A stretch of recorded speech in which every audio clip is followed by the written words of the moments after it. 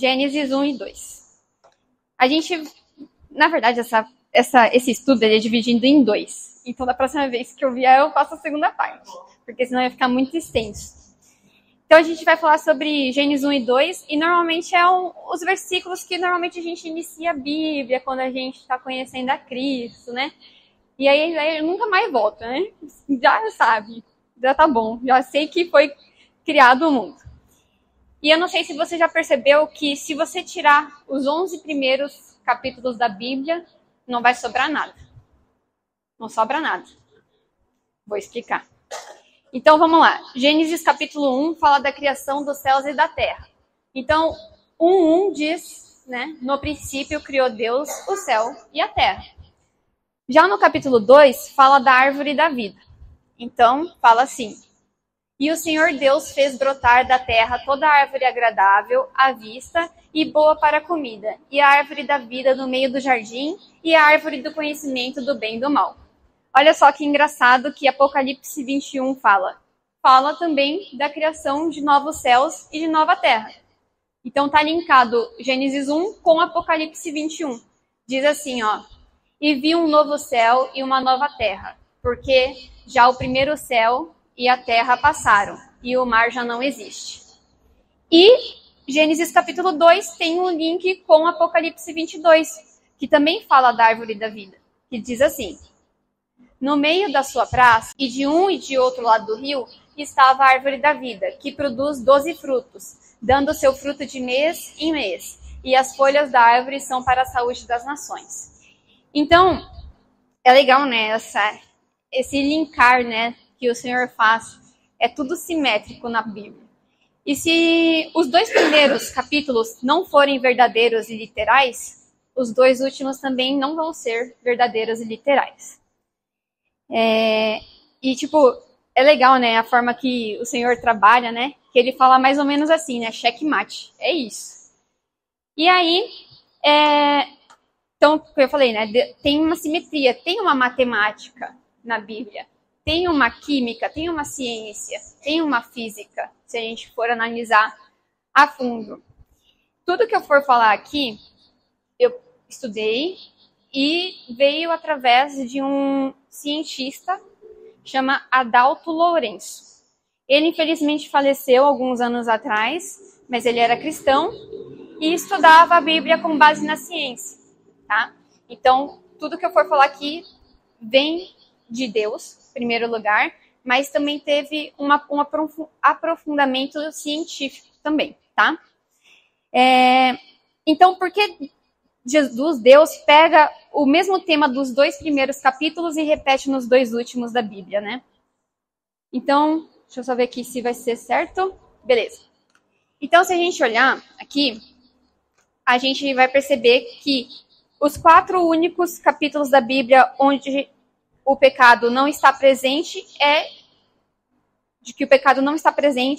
Gênesis 1 e 2 e Apocalipse 21 e 22. Não tem pecado. Depois de Gênesis 2, ou seja, Gênesis 3 e até Apocalipse 20, há pecado. Então, se vocês quiserem olhar depois, estudarem, ler, né, com mais calma, a gente não vai ler aqui todo o capítulo da Bíblia, né, para ver que tem pecado, mas se vocês verem, vocês vão entender. Então, Gênesis 3 é onde fala ali da serpente, né, a mais astuta, não sei o quê, né, que fala do pecado inicial, né, que é com Adão ali, o pecado da desobediência. E até lá, o mundo continua em pecado. A gente só vai ter a liberação do pecado, né, quando a gente estiver... Claro, o Senhor veio, né, pagou pelo nosso preço, liberou os filhos, aqueles que aceitam, né, do pecado, mas a gente só vai reinar mesmo com Cristo ali onde fala 21 e 22, que é sem pecado. Então, existe uma simetria. E Gênesis tem sido, ultimamente, um livro muito atacado. Por quê? Porque fala das nossas origens, né? Então, eu vou dar um contexto aqui bem rapidinho para a gente entender, tá?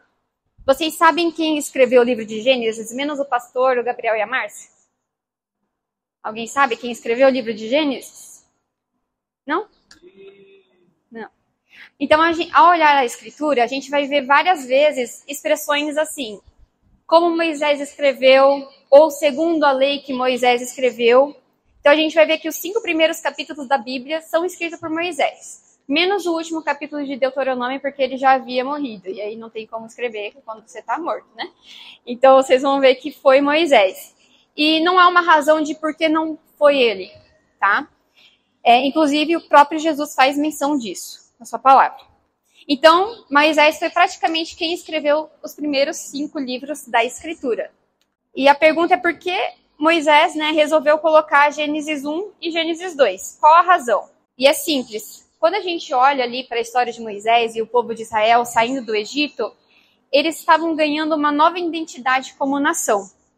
E aí Moisés fez questão de contar para o povo de Israel ali de onde exatamente eles tinham vindo, né?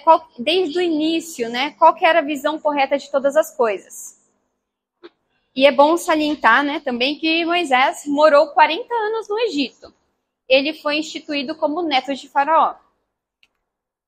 Então ele morou 40 anos no Egito. E eu não sei se vocês sabem, nem o pastor, não sei se você sabe, que os egípcios acreditavam que os seres humanos teriam evoluído de pequenas minhoquinhas que eram plantadas ali no rio Nilo. Sabia? Eles acreditavam nessa teoria. Que o ser humano veio de uma minhoca. Tudo bom? E aí, Moisés, ele ficou 40 anos ali no Egito e ele estudou essas coisas. Ele estudou como que os egípcios acreditavam. Então, ele tinha o conhecimento de qual que era a crença ali do povo do Egito, né? Mas não foi isso que ele escreveu. Ele não escreveu que a gente veio de minhoquinhas ali em Gênesis 1 e 2, né? Por que ele não escreveu? Porque ele queria realmente que os leitores soubessem da veracidade da palavra de Cristo, não de uma pequena história. Então é possível provar cientificamente que o universo e a vida foram criados. Quer ver? Vou dar um exemplo. Agora sim, vou dar um exemplo que você vai entender. Dá uma olhadinha aí no seu sapato. Pode olhar. Dá uma olhada aí. Ele tá meio gasto? Tá gasto, né? E quando você comprou, seu sapato tava melhor ou pior? Tava melhor, né? Tava melhor. À medida que você vai usando o seu sapato, ele vai envelhecendo, não é? Às vezes solta até aquelas casquinhas lá de couro, que não é couro, né? Que se fosse couro. Pô, o meu tá assim, uma pena mesmo. E sabe qual que é o nome que a ciência dá para isso, do desgaste? É a segunda lei da termodinâmica, conhecida como lei da entropia. E essa lei diz o seguinte: à medida que o tempo avança, todas as coisas têm a tendência a desgastarem, a quebrar, a parar de funcionar. E essa lei se aplica a tudo o que existe. Ao universo. O Sol está morrendo, ninguém sabe. O planeta é um caos. A gente vê as notícias por aí, os desgelos, né? A igreja aqui, se a gente vê, precisa de uma pintura, a placa precisa ser trocada. Se a gente olhar para nossa casa, sempre vai ter uma coisa para mudar, né? Casa é uma coisa que a gente nunca para. É ali, é aqui. Por exemplo, um celular.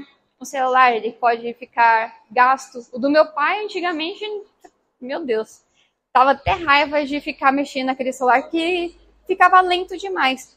Então, essa teoria, né, da entropia, da termodinâmica, diz que tudo se desgasta, tá?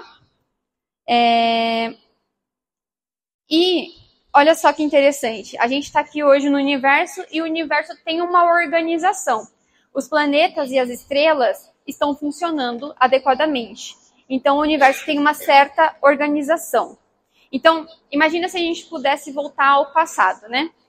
Então, à medida que eu vou avançando em direção ao futuro, vai se desgastando, vai acontecendo algum tipo de desorganização. E à medida que eu estou indo para o futuro, isso fica cada vez mais desorganizado. E se eu voltar para o passado, o filme é ao contrário. Se eu volto para o passado, fica um pouco mais organizado. Isso é a segunda lei da termodinâmica também. Se eu voltasse muito, muito para o passado, qual seria o estado do universo? Perfeito. Ele seria completo, perfeitamente funcional.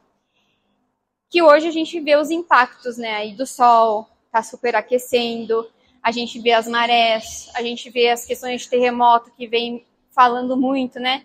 Então, cada vez que a gente vai avançando para o futuro, desorganização e desgaste vai acontecendo. Se a gente volta para o passado, a gente não vê tanta desorganização, tanto desgaste. E a lei da termodinâmica, vocês vão perceber, nos diz claramente que o universo ele foi criado.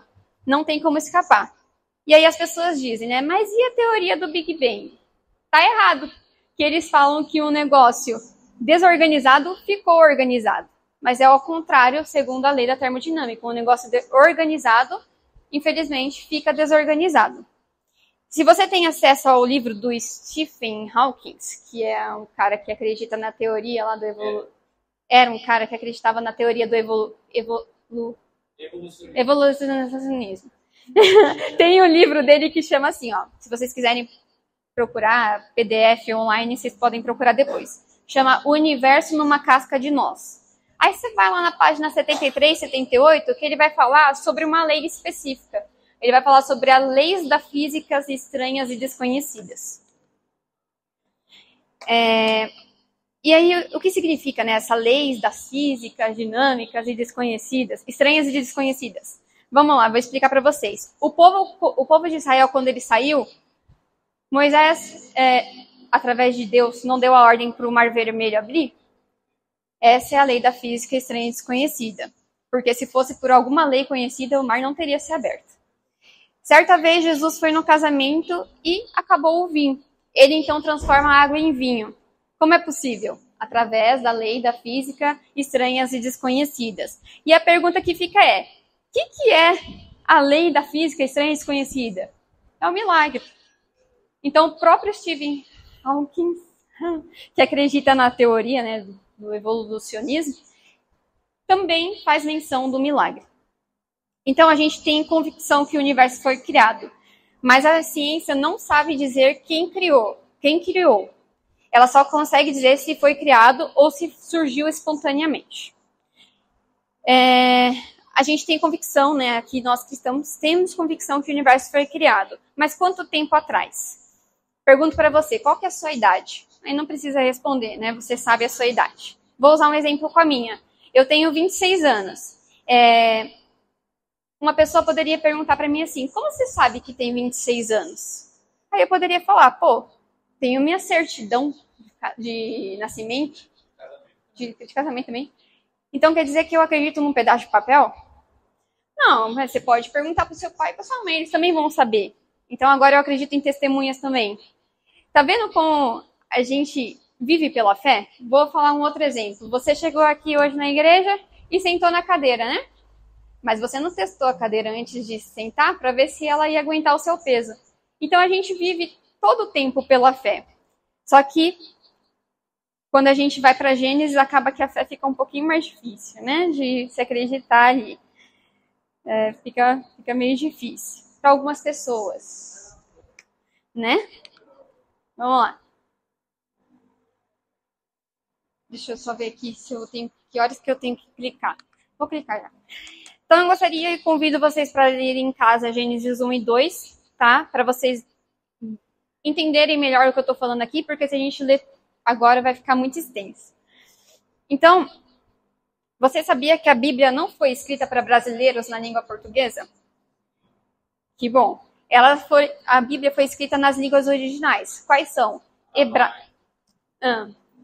Aramaico, hebraico. Tá. Hebraico, aramaico e grego. Boa. E é legal, vocês vão ver, que Gênesis trabalha num sistema de resumo e expansão. Então a gente viu lá no capítulo 1 que Deus criou os céus e a terra, certo? Resumiu, certo? Só que no segundo versículo, terceiro e quarto, ele vai fazer uma explicação mais a funda. Então, Gênesis trabalha no sistema de resumo e expansão. Então, ele pega o comecinho e expande, né? Até o verso 4. Mostra todos os detalhes que você possa ver. E no versículo de Gênesis 1, 26 e 27 diz assim: E disse Deus, façamos o homem à nossa imagem conforme a nossa semelhança. E domine sobre os peixes do mar, e sobre as aves dos céus, e sobre o gado, e sobre toda a terra, e sobre todo o réptil que se move sobre a terra. E criou Deus o homem à sua imagem, A imagem de Deus o criou, homem e mulher o criou. Boa.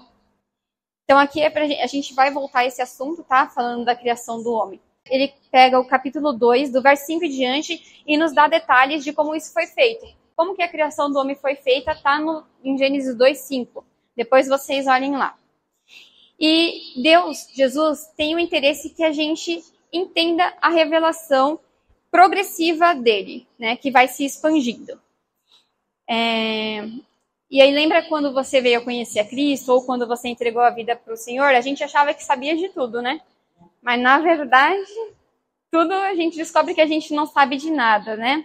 E a gente acaba tendo a mesma descoberta de Paulo. Paulo fala assim, pô, eu sou pecador.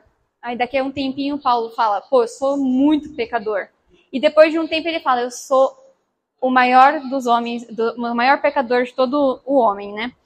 E é engraçado que se Paulo tivesse atingido o objetivo dele inicial, que era acabar com a igreja, acabar com os cristãos, nós não estaríamos aqui hoje. Então, Deus pega aquele que ia destruir a igreja e transforma naquele que constituiu a igreja, né? Através de Cristo, claro. Então, esse livro, né, a Bíblia em si, foi escrito para outro povo, outra língua, outra cultura. Mas hoje a gente vai entender só a questão da língua, tá? Quando a Bíblia fala dos 6 dias da criação, há uma discussão muito forte sobre esse tema. Se seriam dias literais ou se seriam eras. Afinal de contas, a gente tem como saber se os dias de Gênesis seriam literais, 24 horas, ou se seriam décadas para acontecer? Tem.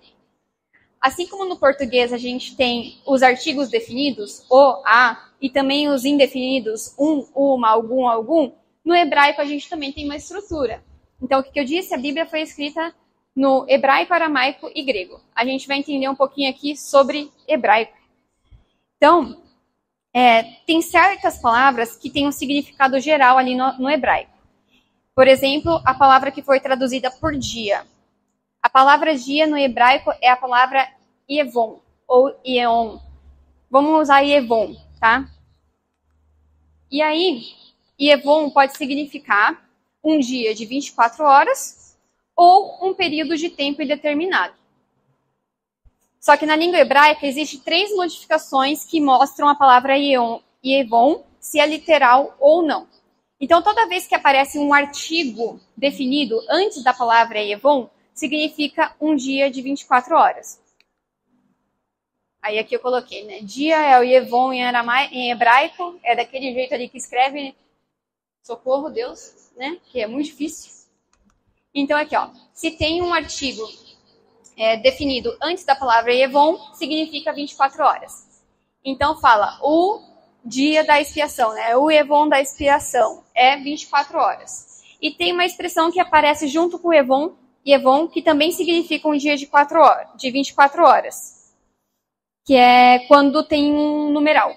Quando tem numeral também representa um dia de 24 horas. Então, por exemplo, no 24º Yevon, dia do 3º mês, também é 24 horas.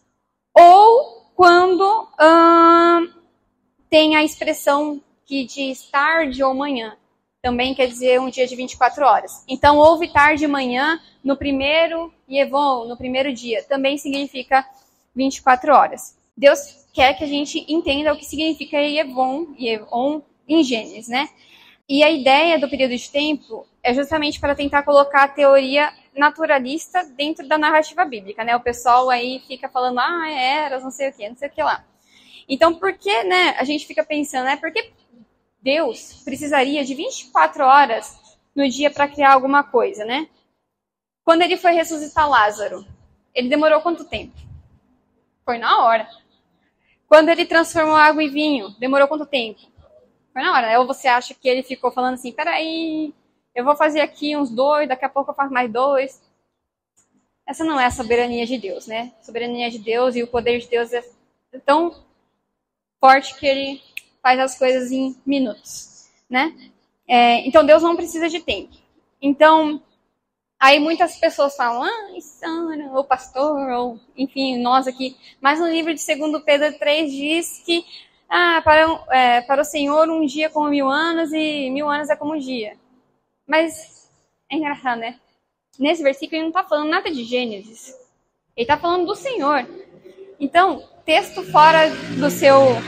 Como é que é? Texto fora do contexto é pretexto, né? Isso. E aí, por que Deus leva, então, 6 dias? E vamos entender, né? Por que ele leva 6 dias para a criação, então? Gênesis é o alvo do Senhor para nos explicar a respeito da criação e mostrar algumas coisas que ele quer que a gente aprenda. Então, vamos na sequência. No primeiro dia... Nossa, ficou bem ruim, né? Mas é uma luz ali, né? No primeiro dia, Deus cria a luz. No segundo dia, Deus faz a separação das águas e cria o firmamento. No terceiro dia, Deus cria a porção seca e as plantas. No quarto, a lua, o sol e as estrelas. No quinto dia, os animais que voam e os animais aquáticos. No sexto, os animais terrestres e o ser humano. Então, olha só, no primeiro dia, luz. No primeiro dia, luz. No quarto dia, corpos celestes. No dia 2, atmosferas e oceanos. E dia 5, animais que voam e vivem na água. Dia 3, porção seca. E dia 3, porção seca. Dia 6, os seres humanos. Vocês conseguem ver aqui um planejamento? Então, nos 3 primeiros dias, Deus cria o básico para que nos 3 últimos dias ele preenchesse aquilo que ele criou nos 3 primeiros. Olha só que legal. Então, Deus trabalha com planejamento também. Ele executa aquilo que planejou. E muitas vezes a gente não quer planejar as coisas. Por exemplo, uma viagem. Uma viagem sem planejamento lascou. Que aí você chega no final da viagem e está com um monte de dívida. Não sabe nem o que gastou. Então, planejar, Deus fala para a gente planejar. Assim como em Gênesis ele fala. E é legal, né, que vocês vão ver ali que em Gênesis fala assim, ó. No primeiro dia, Deus falou, haja luz, né? Houve luz e viu Deus que a luz era boa, não é? Então ele fala pra gente o que ele criou, para que serve e ainda faz uma avaliação daquilo que ele criou. Então, você vai ver assim, ó.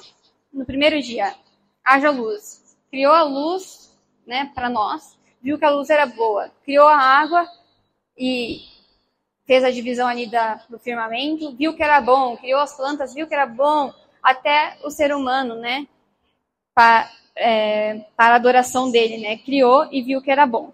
E sabe o que é isso, irmãos?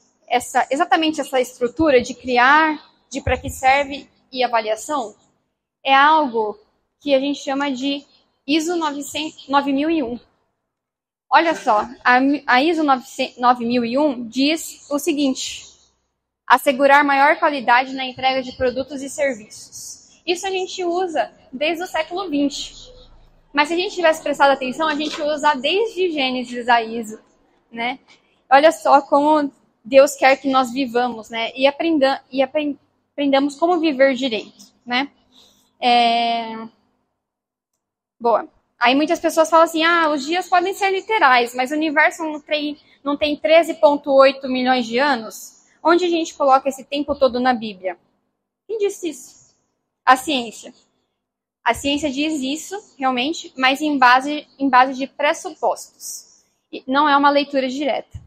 Então, o Sol não está a 150 milhões de anos-luz para nós? A luz chega aqui 8 minutos e 19 segundos depois.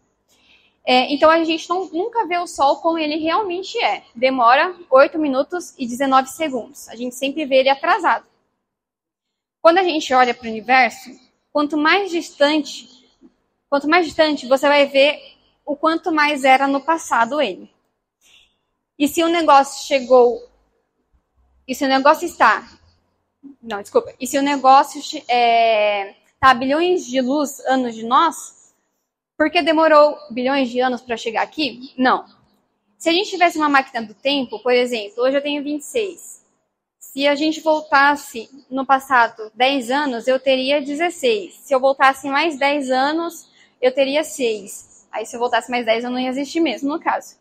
Então, quanto mais em direção você vai para o passado, você veria as coisas mais jovens, né? Então, no universo é a mesma coisa. Se a gente pega um telescópio e vê o mais longe, sabe o que você deveria encontrar nas galáxias? Galáxias já formadas, galáxias jovens, estrelas mais jovens. Só que não existe isso. Não existe estrelas mais jovens, galáxias mais jovens. Quando a gente olha 300 bilhões de luz de distâncias, a gente encontra galáxias prontas para ser habitadas. A gente encontra estrelas prontas, já na sua formação, não é jovem. E os cientistas não sabem explicar por que o universo, logo no seu início, já estava pronto. E não sabe. Então, Deus, criadão no sexto dia, pega os elementos químicos da Terra e cria o homem. Só faltava uma coisa, o fôlego de vida que vem através de Deus.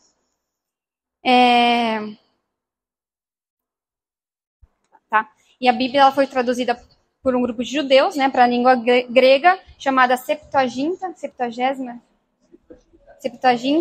e os judeus não sabiam muito bem o significado em hebraico da palavra pó. Então eles eles pegaram duas palavras em grego para pó.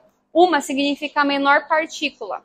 Naquela época, a menor partícula era considerada menor que um farelo de talco. Hoje, para nós aqui, a menor partícula seria um átomo. Então, a gente pode dizer que o Senhor Deus criou o ser humano com a menor partícula de átomo da Terra. Tá. Hoje, o pessoal aí da NASA estuda aí outros planetas para nós habitarmos, né? Então, estuda Marte, estuda Júpiter, estuda Saturno, estuda sei lá o que, estuda a Lua. Só que eles não conseguem encontrar os elementos químicos suficientes para gerar ser humano. Não existe. Somente a Terra. Não dá para criar ser humano em Júpiter, não dá para criar ser humano em nenhum outro sistema solar. Quando Deus cria Adão, qual que seria a idade aparente de Adão? Vocês sabem? Também não sei. Mas seria uma idade pronta para viver e governar. Que foi isso que Deus falou, né? Você vai, cuidar aí dos animais, né? Vai colocar nome nos animais. Você vai realmente me adorar. Então tem que ter uma idade suficiente para isso, né? E quando a gente olha para as plantas que o Senhor Deus deixou ali para Adão, vocês acham que eram plantas já frutíferas? Ou vocês acham que era um pé ali de planta que ia crescer ainda? Aí imagine a gente voltando quando Adão foi gerado, né? Imagina que a gente volta para fazer uma entrevista e fala assim, Adão, e essa árvore aqui, nossa, não demorou muito tempo para crescer? Aí Adão fala, não, meu Deus, ele criou na hora e já dá fruto. Então, irmãos, esse é o nosso Deus. Ele criou o mundo em 6 dias para que nós aprendêssemos com isso. Então, aqui hoje a gente viu duas coisas, que é aprender como planejar e como avaliar aquilo que a gente faz, né? E se alguém te perguntar se o mundo foi criado, se Deus criou as coisas em 6 dias, foram 6 dias. Deus poderia ter criado em 1? Sim, tudo em 1. Já plantado, já crescendo, tudo, poderia. Mas Deus quis nos ensinar. Então, foi 6 dias literais, porque o poder de Deus é gigantesco. E esse é o nosso Deus, o Deus que a gente serve, e o Deus, né, Jesus, que nós entregamos a vida. Então, aqui, irmãos, foi um estudo assim, que eu peguei realmente, para a gente combater as pessoas que não, né, a gente sabe que a nossa luta não é contra a carne nem contra o sangue, mas a gente precisa conhecer a palavra para ter argumentos. Então, esse foi só 2 capítulos. A gente tem que estudar mais, a gente tem que ler mais a Bíblia, para entender o que o Senhor quer falar com a gente. E engraçado, né, que eu falei para os irmãos, que aqui fala sobre planejamento e avaliação. Deus nos ensina como viver. Se a gente buscar aqui mais coisas, a gente vai saber como a gente deve agir no trabalho, como a gente deve agir na nossa família, como a gente deve agir na igreja. E eu vou falar para os irmãos assim, a gente quer reinar, né? A gente quer ir logo lá para Cristo, para reinar com Cristo. Mas por que a gente não começa reinando aqui? Pô, você vai chegar lá no céu, não vai nem saber como reinar, né? Pô, uma pena. Então, por que a gente não aproveita o tempo que a gente tem aqui realmente para reinar? Realmente para fazer as boas obras. Não que eu estou falando que as obras são complemento de salvação, mas fazer as boas obras, olhar para o lado, para o irmão, olhar quem não conhece a Cristo, pregar o Evangelho, que é a nossa primeira atividade aqui como cristãos, e realmente falar, né, de Cristo com as suas atitudes, pegar um folheto aí para você distribuir onde você está. Às vezes, Jesus está te colocando em lugares para você falar dele. Que nem meus pais, eles foram viajar algumas semanas atrás e eles não viram antes, né? Mas ficaram numa pousada que a moça a gente acha que era budista, né? Acho que, né? Olha aí, não vi. Ué, mas você pode não ter visto mesmo. E Deus ter te colocado ali para falar sobre Cristo. Ai, Sara, tô doente, fui no médico esses dias. Leva um panfleto pro médico ou para uma pessoa que está do lado. Não é para a pessoa conhecer a igreja, não é para a pessoa vir. Se vier vai ser legal, mas é para a pessoa conhecer realmente o nosso Senhor, né? Se ela for tocada pelo Espírito Santo e aceitar o sacrifício de Cristo e entregar sua vida, ela vai estar junto com a gente reinando. E quanto mais pessoas a gente prega o Evangelho, mais possibilidade dela ir para Cristo vai ser possível. Ai, perdi. Ai, quanto mais a gente prega, mais possibilidade tem dela conhecer a Cristo. Isso que eu quis dizer. Amém, irmãos?